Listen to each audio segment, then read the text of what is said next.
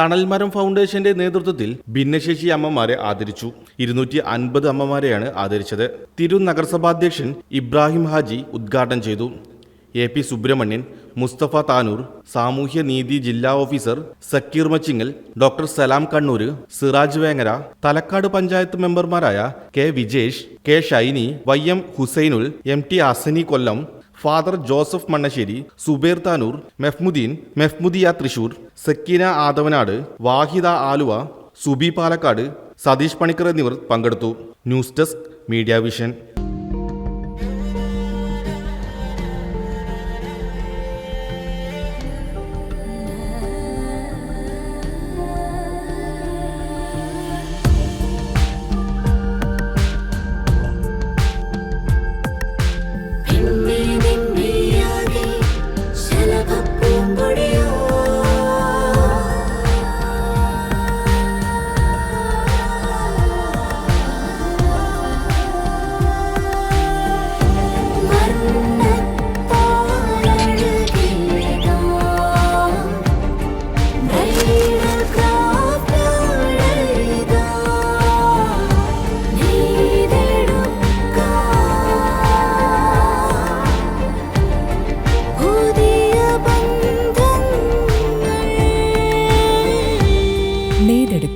പുതിയ ബന്ധങ്ങൾ.